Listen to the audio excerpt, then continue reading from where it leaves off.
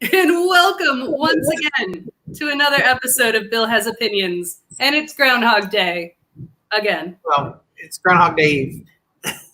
Well, it will be Groundhog Day. But it's always Groundhog Day again. I'm Laura Lavoie, and I'm here with Bill Perkins, who has them opinions. How you doing there, Bill?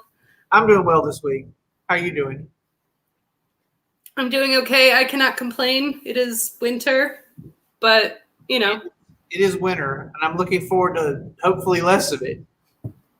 Right, which is exactly what we're going to be talking about today. So, but before we get into that, how are you doing? What else is going on with you? Not a whole lot. Just, it was kind of the weather was sort of weird this weekend, so I didn't get out and do a whole lot. So just kind of hung out. How about, did you do anything exciting? I haven't done anything exciting. No, nothing exciting whatsoever. I was going to say nothing's exciting after you come back from a vacation anyway. It's like,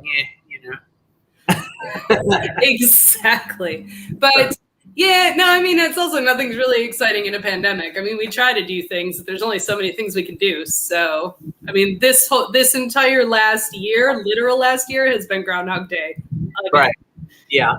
So true. And today, though, we were hit with some very sad news, of course. Dustin Diamond has died of Saved by the Bell fame. He was Screech. Yeah, I read that. Well, to anybody who's mourning that, I sorry for your loss. For me personally, it didn't really hit me as hard as a lot. I've had celebrities I cared more about. I couldn't get. Actually, there are other people from Saved by the Bell I care about more. Dustin Diamond is not one of them, but the fact was he was 44 years old and he did have cancer, so that kind of sucks. That can certainly make you re-examine your own mortality. It does. It does a little bit. It absolutely does. So, but let's move on to happier things. Bill, what fine beers are you drinking? Wait, that doesn't look like a beer. I'm not drinking beer tonight. No, I'm actually drinking a mixed drink tonight because I'm trying to cut carbs this week, trying to shed some of this combo wintertime quarantine 15 that I've had. And then we were, like I said, a week or so ago, we were on vacation, and it was a rolling bacchanalia of just constantly eating whatever the heck, and eat, drink, and so anyway, trying to push back a little bit. So I'm not drinking beer tonight. I've actually got this drink that it's my diet drink, and it's a drink that I guess last time I was on keto, we went into a place and I asked for a drink with low carbs, and this was suggested to me. And it's tequila. It's like white tequila and some flavored fizzy water, and then I throw in a splash of lime juice also. I decided that any drink that's a mix of things has to have a name. So I can't just, I'm drinking tequila and fizzy water, so I've named this the Jalisco Diet. All right then. I'm having a Jalisco Diet. Oh, and it's made with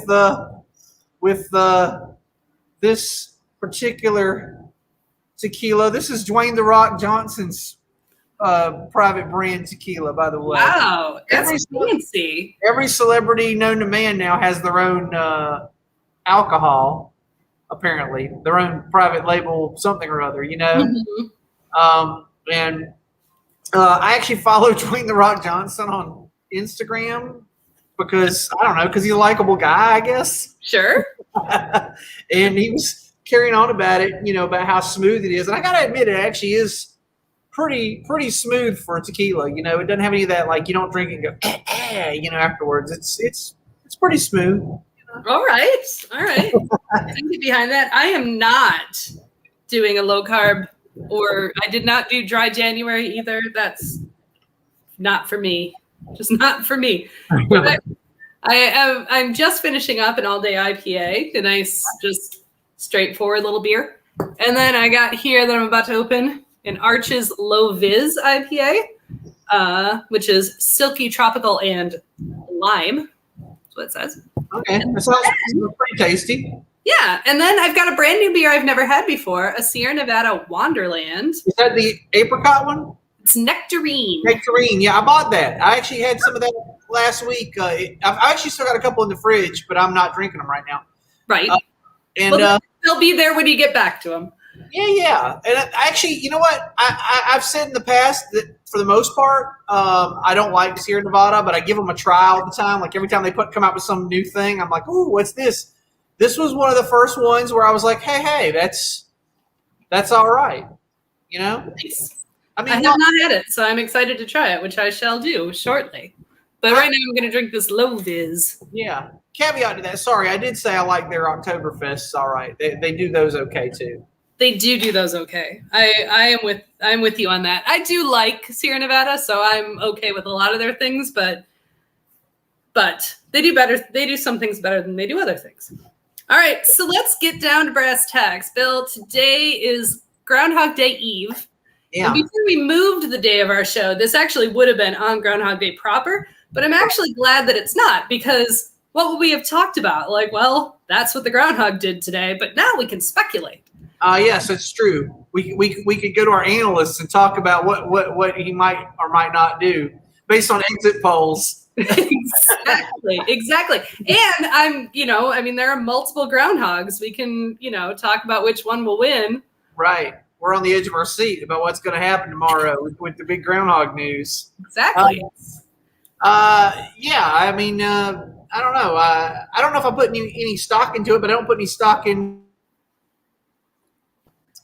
I don't put stock in weather prognostication, whether it's scientific or superstitious, because typically it's wrong either way because the weather's pretty well unpredictable. Right, it being weather and all. I mean, yeah, subject to change, I suppose. So, I guess it's just as well to look at like what a groundhog's doing. In all fairness, it's not entirely non-scientific. Well, I think the shadow thing might be, but to observe the behavior of animals and judge what the weather's going to do wouldn't necessarily be completely unscientific because animals are kind of attuned to what's going on. Right. I think the challenge here is that these are animals that are kept specifically for the purpose of seeing their shadow on February 2nd. So you get a crowd and then you put this rodent out there, sometimes wearing a hat, and you're like, what are you going to do? And everybody watches. And then that's not observing the behavior of animals. That animal's like, what the fuck are you doing? Yeah. And then at that point also, we've kind of created that whole paradox of, an action observed is like, have its own thing going on rather than being fully scientific anyway. Not that it was really, but you know what I'm saying. And even though the shadow, I always wonder this because they pull him out of that hole at like what, like 4 a.m. Yeah, it's like dawn or something. Like, yeah. And the only light is light coming off the cameras. So I'm like, this is the dumbest thing ever. Like, give him until 10 a.m. Right. Let the animals sleep in. Like, let them come out of their hole by themselves and be like, what do I see? I don't know. Yeah. It's just gotten kind of silly. I don't know. Speaking of that, I actually saw an article that where apparently PETA is trying to get them to stop the whole process because, I guess they feel like it's cruel. And it is cruel to pull that poor thing out at 4 a.m. because, like I said, he could sleep in. And it's probably cold as heck out because it is in Pennsylvania. One of the groundhogs. We'll talk about that soon. And then anyway, so PETA wants them to replace Punxsutawney Phil with an AI. Actually, I have to say that's brilliant. Would it be like when the AIs try to write things? Like I fed an AI the scripts of holiday movies and it then spits out a holiday movie. Maybe. Like, because Yeah, you feed an AI like, what does the groundhog do? And then in the morning, it's like, I see my shadow. Right? I don't know. I mean, the end result is going to be the same. Right. There's no, and also I'd like to point out real quick because the most important thing, right, about Groundhog Day is that the freaking groundhog sees his shadow or not. And if he does not see his shadow, we have 6 more weeks of winter. I would like to point out that no matter what, there's 6 more weeks until the spring equinox. On February 2nd, there will be 6 more weeks until the spring equinox, no matter what the groundhog sees.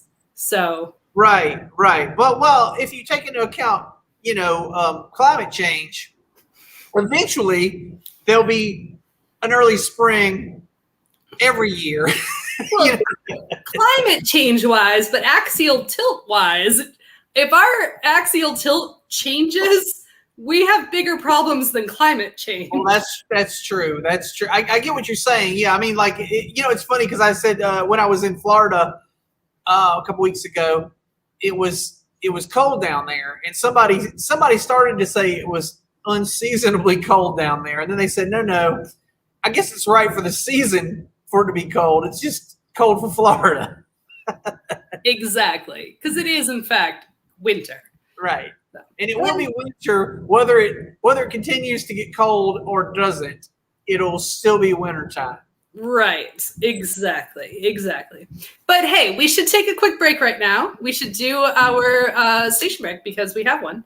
And I should do it. I actually made a nice little graphic. So great. We're promoting someone else who doesn't even know that we're talking about them, doesn't even watch our show, probably doesn't care.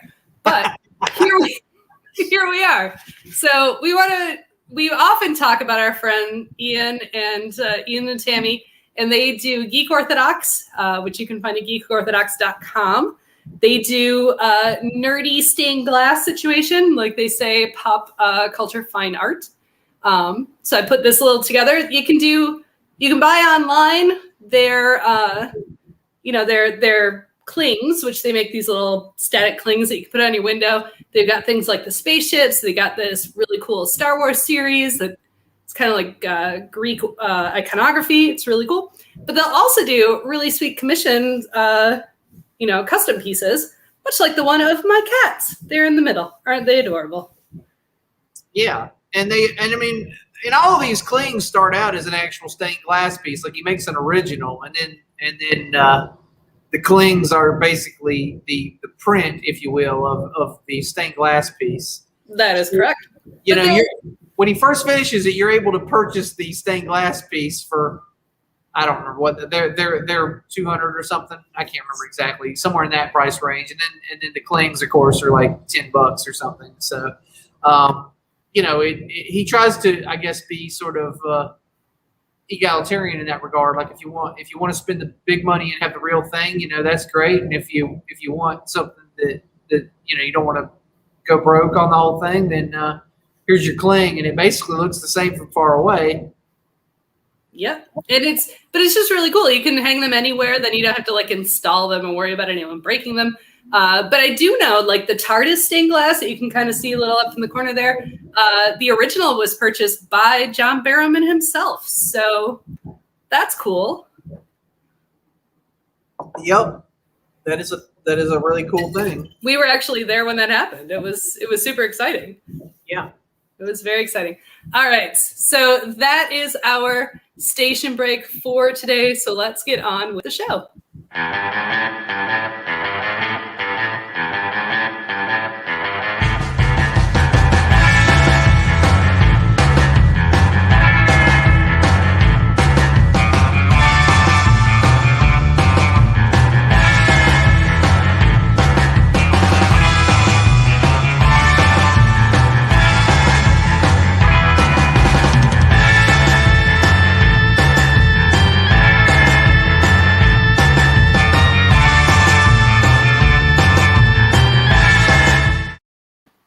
Welcome, everyone, to Bill Has Opinions, and it's Groundhog Day again.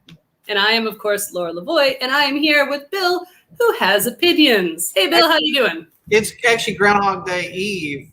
isn't it? I mean, It is. It is.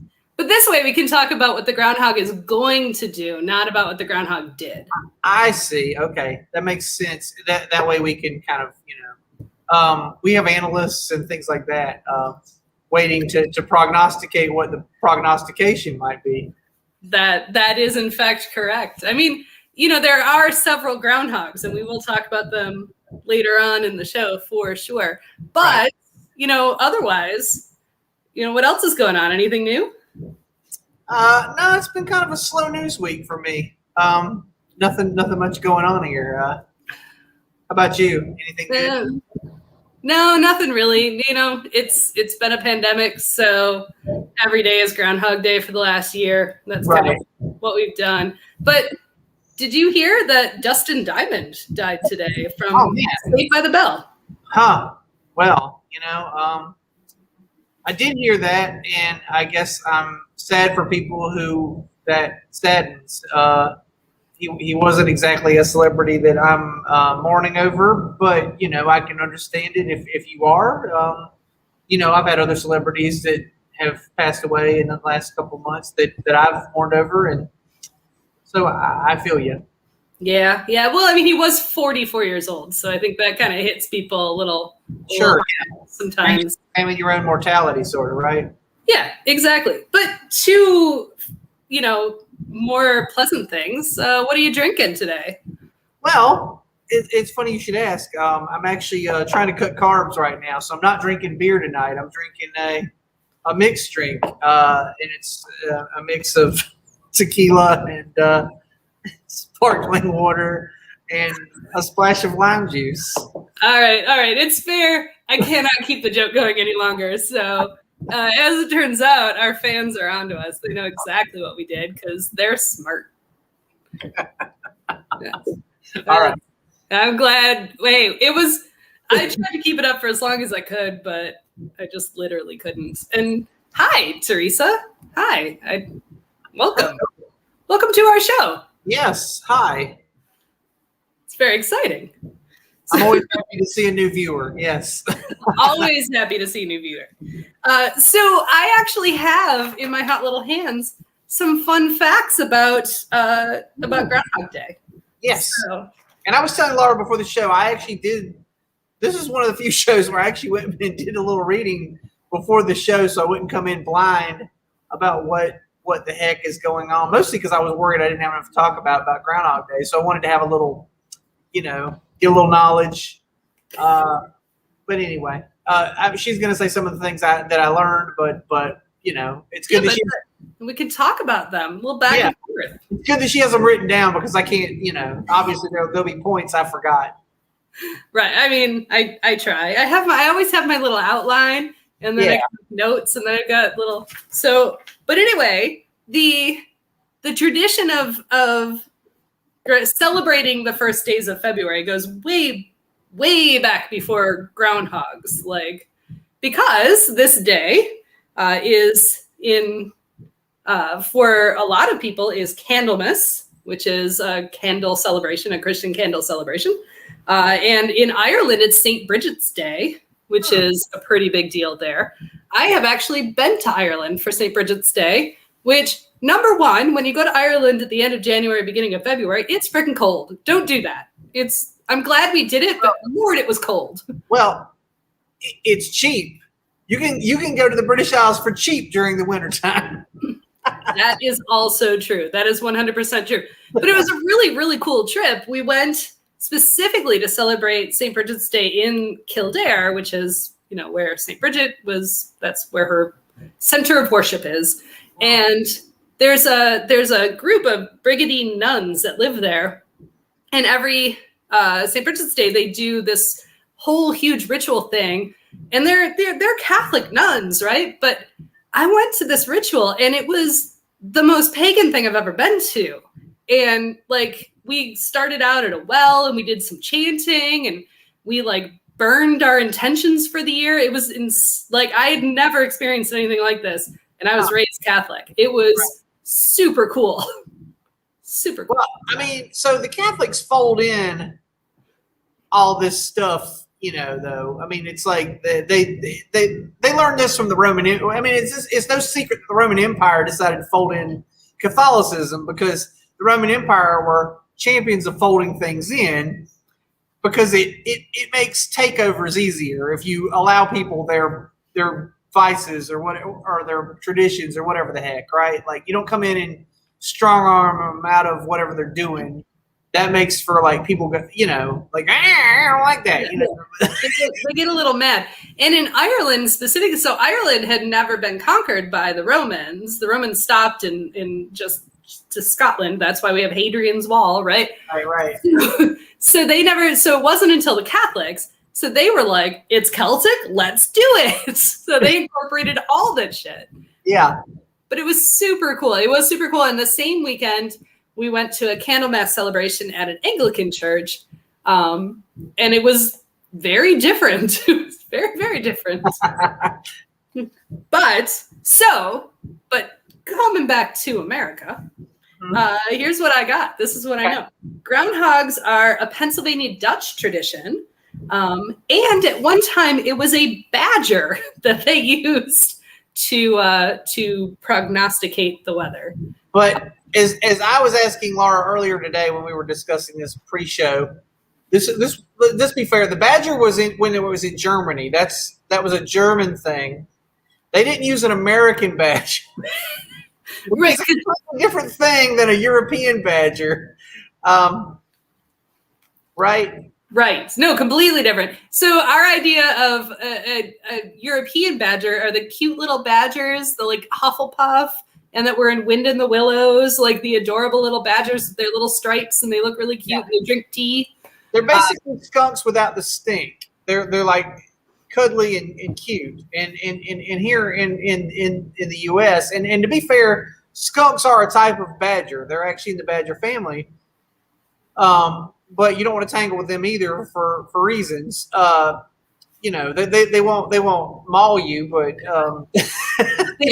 you might would rather them mauling. Yeah, no. As a matter of fact, just yesterday, our neighbors up in the mountain where our tiny house is, their dog tangled with a skunk, and you don't want that to happen. And you don't want that to happen.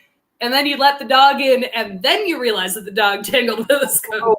Oh my gosh, yeah, because I don't know how you get it out of the house. Good grief, yeah. No, I'll tell you something bad about it's peripherally related because skunks are badgers. But I swear to God, like there has been a field day on skunk roadkill lately in my neck of the woods. Oh my gosh, so between my house and work, I think somebody hit a skunk every 3 miles, which means you never stop smelling skunk between my house and work. Oh, that's very sad. And that is not how you predict the weather. It's sad and also, but I'm kind of getting desensitized to it. So if my dog were to tangle with a skunk now, I might not even notice because. Well, every once in a while in this apartment, I walk out of my apartment door and I'm like, "Ew, it smells like skunk," and I'm like, "Oh no, someone's smoking pot." That's something else. Yeah. That's something completely different. Completely different. But also in Germany, they also sometimes use not pot, but they sometimes use hedgehogs for this tradition, which I encourage any friends with hedgehogs to like try this themselves, like see what happens. Again, to be fair, they're using the European hedgehog and not the Middle Eastern hedgehog. So if you have a pet hedgehog, you have a Middle Eastern hedgehog, which is about this big. And if you have a European hedgehog, they're about like this big, the wild ones that run around on the roadsides. And that are in the hedgerows? Yes, those, yes. Yeah. As they do. But just yes. to clarify. Correct. But when this got transferred to the United States and it became the Groundhog Day that we know today, we used actual groundhogs, which in the South people call whistle pigs because they make this whistling sound. I never called it that. I've never actually called it that. I have had Southern friends call them that to me, but then they always have to explain to me what they're talking about. Okay. Appalachian friends might call it that. I don't know about on all fairness, where I grew up, the part of the South I grew up in, they weren't native. Like they only live up this way, kind of. Like I see them all the time here, but I never saw them growing up. The first one I ever saw was when I took a field trip to Biltmore House when I was a young child, and I saw one on the grounds there, and I was like, oh my God, look at that! It's a woodchuck, which is another name for them also. Right.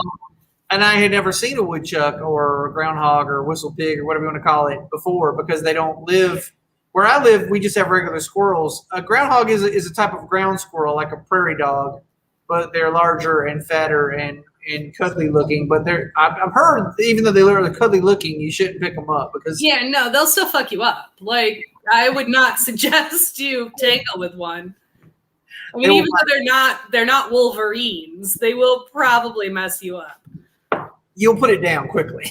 Yes, you will, if you still have a face. So, but all of this tradition, like prior to this, all dates back to medieval times. Like, because the medieval times, here's my favorite part of the trivia. Like, they were like, hey, at 6 weeks after Candlemas, it appears to be spring. Maybe there's something to that. Maybe there's magic. The magic of some small animal, perhaps. No, it will always be spring 6 weeks after Candlemas, because it's just how the world. That's because we got equinoxes. They picked the right day for Candlemas. Is that what you're saying? That is apparently what they're saying, or what I'm saying. So importantly, the groundhog. So the mechanics of this are right. A groundhog comes out when like at dawn, which we're also like, why the hell is it dawn? Yeah, right. Good time. The sun's not up. Like right. And if they see their shadow, which they won't, because it's 4 a.m. Which they won't. If they see their shadow, there will be an early spring. But if they do not see their shadow, there will be, as there already would be, 6 more weeks of winter. Again, this leans towards my argument of why don't we wait until 10 or 11? Because he has a greater likelihood of seeing his shadow. So in the U.S., there are multiple weather predicting groundhogs. But I'm a purist. Getting small rodents. It's all groundhogs. I'm a purist, and I honestly only made note of a couple of them because any other groundhog, they're just pretenders. They were not trained for this. That's all I'm saying. Oh, so okay. For me, Groundhog Day is like the Super Bowl. Like there are 2 groundhogs, and whoever wins. Like, the rest of them are fakers, and so you wouldn't have it if per se, if there was some town in the South that pulled a possum out of a stump, and said, hey, what's the weather like? Or if there was a town in like say New Mexico that was like pulled a prairie dog out. You're not having it. You're like, nope, that's not how it works. Nope, that's not how it works. Yeah, in Texas, their armadillo. I just am not for that. I'm not hearing from the armadillo. He's not here for the armadillo. And no, there are 2 groundhogs that matter. There are multiple groundhogs. Like every state has their own groundhog, and they do their little tradition.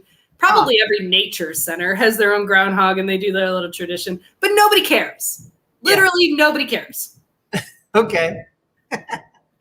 So we're talking 2. It's like the Super Bowl every year. There are 2 important groundhogs. To be fair, it's more like the Puppy Bowl. Well, fair enough. It's Groundhog Bowl. Fair enough. Yeah, we hopefully we don't get taken off YouTube for saying the word Super Bowl. The big sports game. The big game. It's like the big game for groundhogs. No, there's Punxsutawney Phil in Pennsylvania. Punxsutawney Phil, made famous in the movie with Bill Murray, Groundhog Day.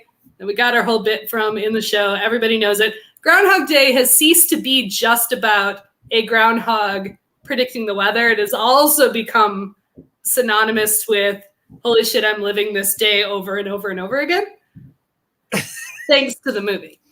But Punxsutawney Phil, or you have General Beauregard Lee in Lilburn, Georgia, just up the road from where I'm sitting right now. General Beauregard Lee also predicts the weather. And I would like to point out for you General Beauregard Lee, 60% more accurate than Punxsutawney Phil. Well, I'll be damned.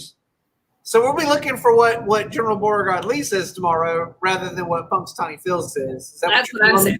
I'm also suggesting that there might be a delineation because, for instance, Pennsylvania is really close to the Northeast and Midwest. And obviously their spring is going to be a little bit longer.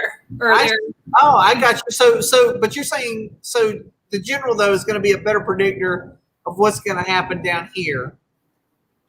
That is very much correct. That is my position. All right. I like your theory.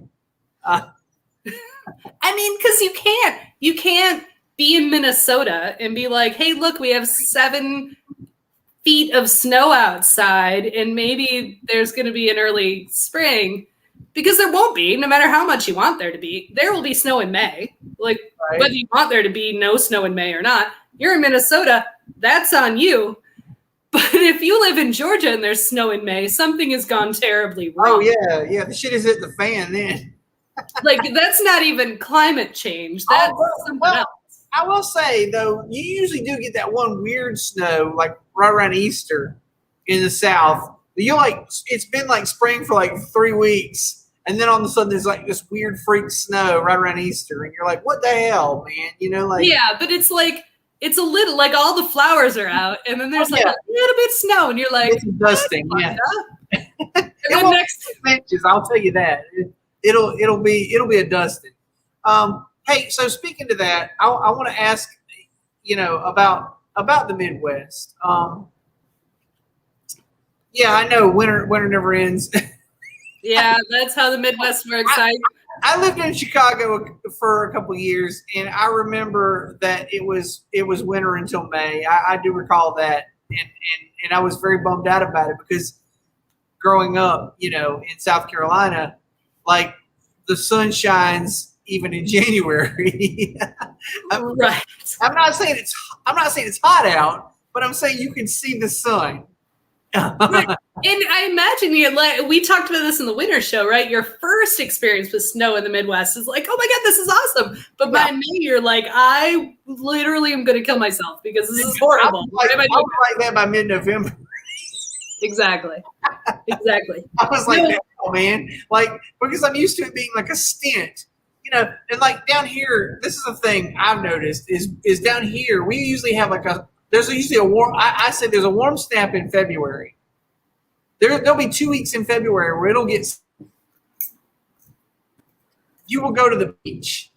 You will, positive spring.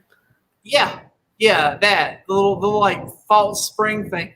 It's when the daffodils will bloom down here. Mm-hmm. They'll be like, whoa, it's spring. And you're like, fuck you, you dumbasses. It's not spring yet. It's just a warm snap. But I'm going to the beach anyway. Right, because I'm going to take advantage of it. Why wouldn't I? And also because the hotel room prices at the beach will be like $63 a night because it's the middle of February. But, but you'll be like, shit, yeah, this is awesome. Oh, yeah, that's a great beach. You're going to love it. I'm trying it. I'm trying it. Wait, where's the label? There's the label. I want to tell you something. I'm gonna do an aside now, and this is not related to Groundhog Day for a minute or spring, but that particular beer. So whenever I drink a beer that's got a stone fruit flavor, right? I don't know if I ever mentioned it on the show, but my friends know that I have really bad certain allergies, and my wife is very concerned. Because one of my favorite beers used to be this one out of Spartanburg called RJ Rockers, and it was a peach flavored beer. Son of a peach. Son of a peach, yes. And I can't drink that shit because it makes my allergies go ape shit, and I have to eat a Benadryl after that. I don't mean take a Benadryl. I may have to put one in my mouth and chew it up and swallow it because I have to get it into my system quickly. I had this nectarine flavored beer. And it did not affect me allergy-wise at all. So what that tells me is they used fresh nectarines instead of cured nectarines, because it turns out it's the sulfates that I'm allergic to. Yeah. I had the exact same reaction when I drank a Vino Verde one time, And I had immediately the same reaction. I was like, oh, I know what it is now, as I was dying. As you were dying, as somebody's grabbing the EpiPen. But no, this is really tasty. Actually, I didn't know what to expect because it just says nectarine ale, and especially with Sierra Nevada, they usually do IPAs, so I was expecting it to be a lot hoppier than it is. Oh yeah. That's where they always get me. They always fool me. Like they'll tell me it's like, hey, we've got this new porter out. And I'm like, oh sweet, and I'll drink it, and I'm like, it's full of hops. Like, why'd you put hops in a porter, you assholes? Why'd you do that? Although we are going to do a future beer episode, but I'd like to point out that even a porter should have some hops. It just should have very balanced hops and the right hops. You shouldn't taste the hops. You should not taste the hops. They should balance out. But that's a whole nother show right there. Anyway, this is one of their better beers. Okay, I'm done with that. We'll move on. Back to Groundhogs. But yes, back to Groundhogs. What else you got? You got anything else about Groundhogs? I think they're awesome. So I have this thing. So in Asheville, there used to be this. They're doing some highway work right now, and I'm actually kind of sad a little bit because the little spot, the median between the two sides of the northbound and southbound lanes of 26 on the highway, between the airport and Long Shoals Road, used to be almost a groundhog sanctuary. I used to count like 20, 30 groundhogs between those two exits. Yeah. In that median, you would see these things that look like ant mounds, and the groundhogs would be popping out, and they'd be standing up, and I call this meerkat. When like right. Sometimes your cat will do this too. Your cat will do this. But I'll call him. I used to say when I saw my cat doing it, I'd be like, "Oh, hi, you're meerkat." I have said the same thing. I think that's a universal cat people behavior. Okay, so anyway, you'll see them though doing that, standing up, looking around. But anyway, they're doing a lot of highway work right now on 26. And I need to interrupt you. They've been doing that highway work on 26 for the last 5 years, and they will be doing it for the next 5 years. Correct. But I think they're displacing the big family of groundhogs that live there in that median between those two lanes of the highway, between those two exits. So I'm kind of a little bit saddened because the point of my story here is I used to, when I would drive back and forth to work, I would always look over in that median as I drove past, and at some point I would be like, oh, hey, that's the first groundhog of spring, I would say. You would say. I drive my to yourself, self, that's the first groundhog of spring. Well, sometimes if my wife was in the car, I'd say it to her, and then she would, although she gets more annoyed when I tell her, like, that's the 12th. I will do it to about 15, and then I'll stop. I'll stop counting. Nice. Nice. But I will count the first handful of groundhogs. Growing up in Michigan, first of all, our state bird was the robin, and much like badgers, robins are very different in the U.S. than they are in Europe. Wait, are there different robins in the U.S. and in Europe, rather? Well, they're the big puffy ones in Europe. The British robins are like big puffy birds with the red breast, like a really bright red breast. And they're completely different than what we call robins in the U.S. Huh. But the robins in the U.S., first of all, it was the state bird of Michigan. So I have a lot of useless Michigan knowledge because all through school, right, you learn about your state history. Sure. Yeah. I can tell you some things about being a sandlapper. That's as a South Carolinian. Exactly. But I also feel cheated because I have not lived in Michigan since the very, for 20 years. So, yes, as Matt has pointed out, American robins aren't robins. What? They're finches. What? The more you know. Well, so they're just big finches, is what you're telling me. Yep. But there's always the tradition that the first robin of spring, right? So you see these brown birds with their burnt red breast situation, and you're like, there's the robin. In Michigan, that was a big deal because the first robin of spring would usually happen about 6 weeks before winter ended. So you're like, it must be spring. It must be spring. They don't show up until Candlemas is what you're saying. Exactly. But And actually, Matt has changed his thrushes. The thrushes. We have red-breasted thrushes. Is that what we have red-breasted thrushes? Huh. That's what we have. But he is correct. They are in fact not robins. Not everything is phony. You know, I learned in the last 2 years that the cinnamon that we get is not really cinnamon either. That's true. Everything's bullshit. That is a true statement. You know what I'm going to do next? Imagine viewer, that I'm going to do. You remember the More You Know with the rainbow star? I'm going to make a graphic of that so that anytime we bust out some new information, More You Know. I'm going to do that. I'll be damned. Oh, yeah, here's another one. Here's another thing that's not real. Cantaloupes. Oh, I don't give a shit. Those are terrible.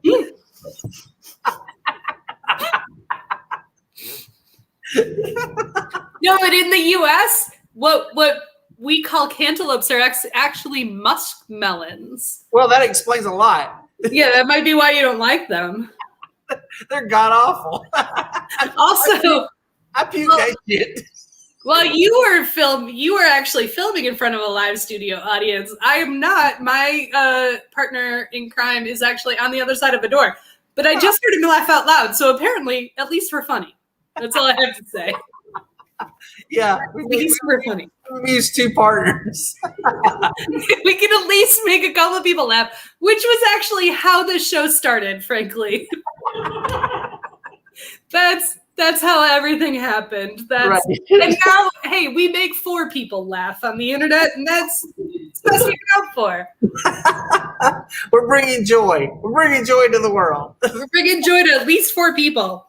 All right. So I do have a pointed question for you about Groundhog Day, but let's real quick switch gears.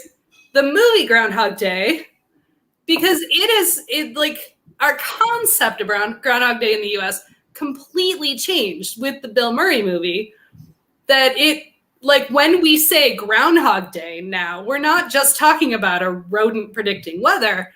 When you say Groundhog Day, this whole pandemic has been a Groundhog Day, as hyperbole, but it means, holy shit, everything's exactly the same every single day until I figure out what's wrong and how to fix it.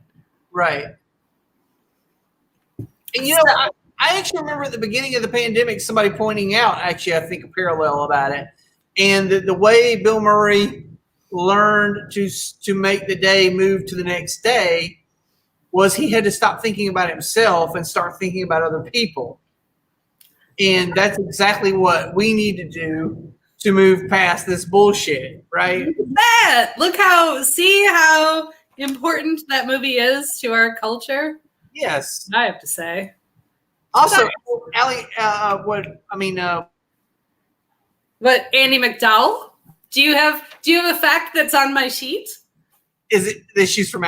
Well, she does not. She's actually from Greenville, South Carolina, I believe, but she lived in Asheville. I think she's moved since then. I think so, but she had Andy McDowell had an estate in Asheville, just outside of Asheville, for years and years, and everybody in Asheville had a story about Andy McDowell for a while. Not anymore. Apparently, she moved on. She doesn't love us anymore. Whatever, Andy McDowell. We don't need you. I'll say, like the heyday. I think Asheville, its heyday, we've apexed. And well, I would say sure, except Asheville apexed multiple times in its history. Yeah. Right? When you look at it, so you get then the Biltmores came to Asheville, and it was really popular, and it was really exciting, and then the Fitzgeralds came to Asheville, and it was really exciting, and it was the swinging 20s, and it was great. And then, literally in the 80s, someone proposed bulldozing all of downtown to replace it with a mall, and someone else single-handedly saved it. And then it became really popular again in the early 2000s. And we may have reached that peak, but I'm saying if we stick around long enough, we're going to come back around. Oh yeah, I'll give you. There'll be another peak in 2050 or something, but. I think we hit the early 2000s peak already. Frankly, I am okay with that because I get you. But I think that's when Annie McDowell, right after New Belgium moved in, she was like, "Fuck it, I'm out." It's like, I don't need any of this corporate bullshit. Whatever. They're owned by Kirin Japanese holding company. I don't need to deal with. She's like, I'm getting out of here because I'm worth it. I'm worth it. So here's a fun fact I learned about the movie, though. Okay, Fun fact. Bill Murray was bitten twice by the groundhogs. Yeah, that's what you get for handling a groundhog. It is exactly what you get. He had to get a series of rabies shots when filming the movie. Sounds fair. You know what's worse than groundhogs for giving you rabies? It's fucking beavers, man. Those things will bite the shit out of you. We've actually had beaver attacks in Asheville. They went and killed an entire lake.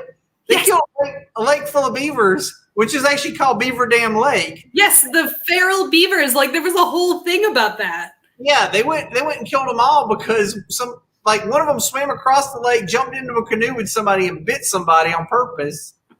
And then they had to like wipe them out. It's okay. Beavers will be back. Like, that's how beavers do. Yeah, but my favorite part about that, because this is what I love about Asheville. We might have peaked in its popularity, but the Asheville community still will go on. Because right after the Beaver Lake beavers had to be slaughtered because of rabies, somebody went to Beaver Lake and put up a memorial to the beavers. And they had a photo and they had candles and they put like flowers and it was adorable. I mean, yeah, I get it. It's not the beaver's fault that they caught rabies, but right. But it happened and we had to get rid of it, like you do with pandemics, you need to get rid of them. Correct. Correct. And right, like for beavers, they get a little crazy and they bite people. But for humans, thank God we have a vaccination for that, because it apparently wasn't pretty when people would die of rabies. Yeah. We could have a whole other show about rabies maybe one day, perhaps. Is that a whole show? You think we have an hour of rabies too?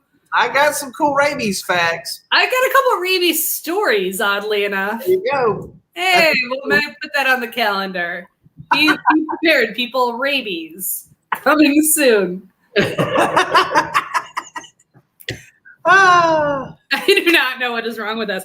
But, all right, we actually, unlike several of our most recent episodes, we may actually end a little bit early today, which gives us time for our fake mailbag question, because I just have a question for you. It's not really a mailbag question. Okay. We're going to put it in the mailbag segment because why not? All right, here is my question for you. What do you think the groundhog will predict for tomorrow? In spite of the fact that it's really, really chilly right now today as I speak, it's chilly and windy, and I'm really cold, I think he's going to say it's going to be early spring. And when I say he, I mean General Beauregard Lee. General Beauregard Lee. Early spring is a decent General Beauregard Lee prediction. I think General Beauregard Lee will predict an early spring. He will see a shadow and predict an early spring. I think Punxsutawney Phil will say it's going to be winter, right? Yeah, he will not see a shadow, mostly because there's a nor'easter and there's no way they have sun. Yeah, well, they're going to get him out of and maybe it comes out. I don't know what time, because I never see the General Beauregard Lee thing, so I don't know what time they wake him up. They might give him to 11, but the people in Pennsylvania definitely get that damn thing up at 4 a.m. and point a camera in its face and go, "Hey, what do you see?" I actually do not know what time General Beauregard Lee does his thing, but as soon as I know tomorrow, I will post it on our Facebook page. So do it. Yes. I will keep watch on both Punxsutawney Phil and General Beauregard Lee, and I will post the results as soon as I know. Up-to-date results. She will have a U.S. map with red and blue colors with all the individual groundhogs. So a few years ago, before 2020, there was it 2016 when a bunch of celebrities all died, and everyone was like, 2016 sucks. It's the worst year ever. Oh my God. Like, was that Bowie and Prince? Yeah, that was when Bowie and absolutely. And everybody was like, what's going on 2016? Oh my God. The thing I took away from that year was not that David Bowie died and all of these other things. I mean, those things were sad, true. But at Groundhog Day that year, It was also announced that the Western North Carolina groundhog at the Western North Carolina Nature Center had also died. So other groundhogs were seeing their shadow or not, but Western North Carolina, he died. Groundhog died. Sorry. Yeah, and I think that actually for me that year, and like I imagine, like for 2020, that could have been the year. Like, sorry, folks, the groundhog is dead. And that's it. This is the end of civilization as we know it. Yeah. No answer for you this year. Just, I don't know. Stock up on rice and beans. Get a gun. That's all right. The groundhog does not know. So just hunker down, people. Hunker down.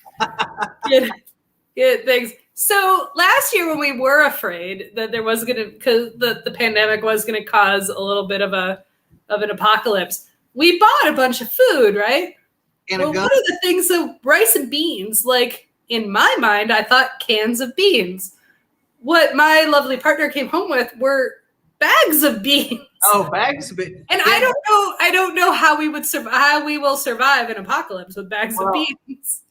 You can live off bags of beans. The thing you need to know about bags of beans is you have to soak them overnight. I will say this is the thing about me is I don't do any recipe that requires do something overnight. Like correct. I prep for a meal 30 minutes before the meal.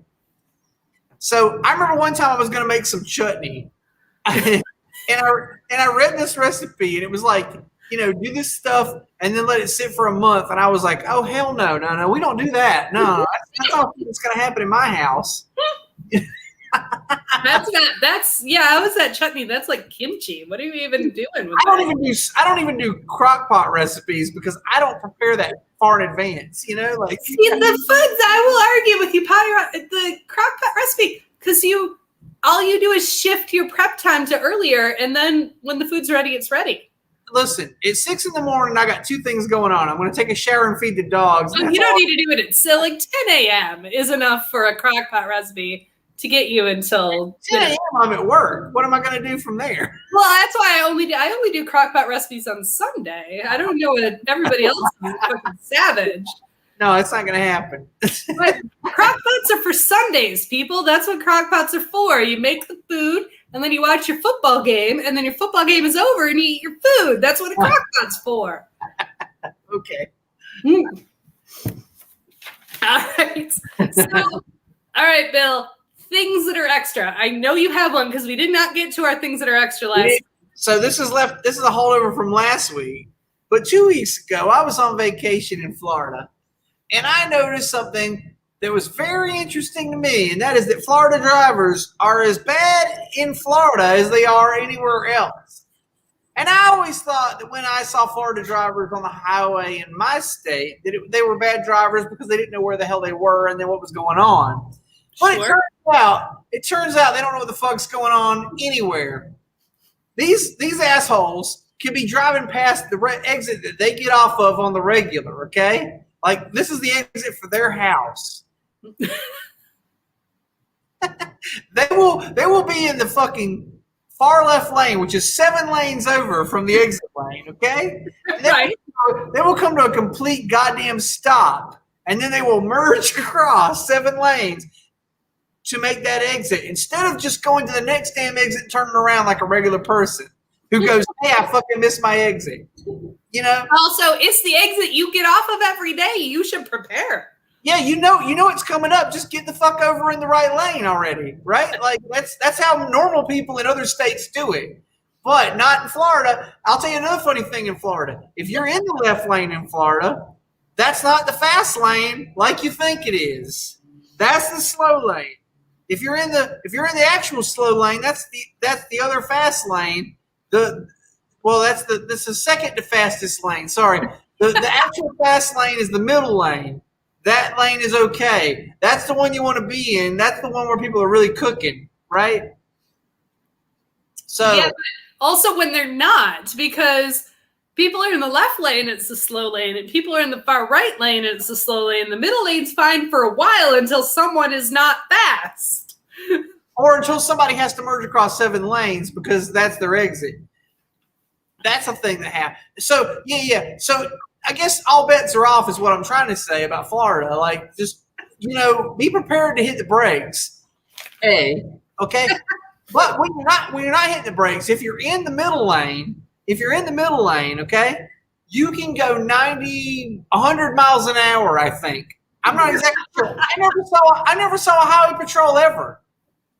I remember I was driving for a minute and I was going 80 because that's my typical highway speed. I go 80 usually, which is that's about 5 miles over, 10 miles over most posted speed limits in the country, right? Except for my yes. It's a reasonable bet. I do that too. Yeah. Okay, so I'm going 80 miles an hour down the fucking highway. There are people going past me like I'm standing still. And when they did that a couple of times, I was like, oh, I guess they can go faster than this. So I started going 90 and people are still, past me. And I was like, okay, great. I can go 110 or something. I don't know. Like, fine. Until you have to hit the brakes. And it's a lot harder to brake from 110 than it is from 80. It is. Also, I have a question. I have an important technical question for you. Can the Subaru Baja go over 80? Because I did not know that was a possibility. Oh, it'll totally go 90. I don't know about 110. I might be exaggerating there, but it'll go. Actually, the funny thing about the Subaru Baja, I'll tell you this, because I had another Subaru back in the day. I had a WRX, which was a turbo Subaru, and that thing made. So here's the thing. I always say that thing made all kinds of fanfare. If you were going 80 miles an hour, you knew you were going 80 miles an hour because it would just. It made a noise like it was going 80 miles an hour. It was like. And in the Baja, you'll find yourself going 90, surprisingly quick, and you'll be like, "Oh, I can't believe I'm going 90," because it's not making a whole lot of racket, It's nice. That's actually. I mean, it's both bad and good. It's like having alcoholic drinks that taste like fruit juice, and then you're like, "Oh, I'm not drunk. I'm fine." Yeah, it's like that. Here's the thing about it. So, I mean, I'm saying the difference is the WRX would go from 0 to 60 in 3 seconds or some shit like that. The Baja doesn't do that. it goes, but once you get up to 60, it goes from 60 to 90 surprisingly fucking fast. And then you're like, whoa, I didn't mean to be going that fast now. And you weren't making a lot of fanfare about it, so I didn't even notice. Right. Because I will say, because I often equate because of the 0 to Gary Busey scale of ugliness, I equate the Baja with the Honda Element, and I love the Element. I love it very, very much, and I wish that it still was made. But it was a shoebox on wheels. So you knew, like, 80 was close to its peak performance because it's square and it's not aerodynamic in any way. So you're just like, okay, I may tip if I turn a corner at this speed. Yeah, no, the Baja will surprise you sometimes. You'll suddenly look down at the speedometer and go, holy shit, I can't believe I'm going this fast. I'm not saying it's aerodynamic, but it's more aerodynamic than an Element. And Subaru typically lets their cars go at least 90 or 100 miles an hour, I think. Sure. And I suppose the Subaru, the Baja is more aerodynamic because if you look at it, right, it's a flip flop, so it's got some airspeed. Like the shape it's a little more of a rocket as opposed to a shoebox. Right. Yeah. They just cut the back end off of an Outback is what they did. They said, hey, let's take this Outback and take the top off of the wagon section. That's fair. That's fair. All right, I think we are done this week. So everybody, I will post the results of the Groundhogs predictions tomorrow. So watch on Facebook. Happy everybody. Just pick your groundhog. Pick your groundhog today and place bets. Yeah. Or something. Yeah. I mean, not legally. Like, well, actually, that's a question. Does Vegas have bets on the groundhog? Probably. They probably do. They have bets on everything else. So place your bets, people. Place your bets. Yeah. All right. So that's it. That's it for our show. Bill, will you take us away? Sure thing, I will. Bill Has Opinions is engineered and produced by Laura Lavoie. The opinions of Bill are not necessarily those of Laura Lavoie, and the opinions of Laura Lavoie are not necessarily those of Bill, unless they both shake their heads in agreement and laugh, ha ha ha, about something, and in which case they're probably in agreement about it. I don't know. Definitely none of our opinions are the opinions of those people that we purport to advertise for who didn't pay us in the least. So don't blame Geek Orthodox, rather, for whatever we said. It's not their fault. And then, be sure to like and subscribe on the YouTube, and be sure to follow us on the Facebook. And we're here every Monday night now until we're not. Anyway, Monday at 6 o'clock, that's when we'll be here. So we thank all the people who joined us. Teresa, thanks for joining us tonight for however long you did. Anyway, yeah, we love all you guys. Send us some questions and stuff. And, we'll see you next week. We'll see you next week. I don't know what next week's show is, but we'll let you know. Same show again next week. See you again next week, folks.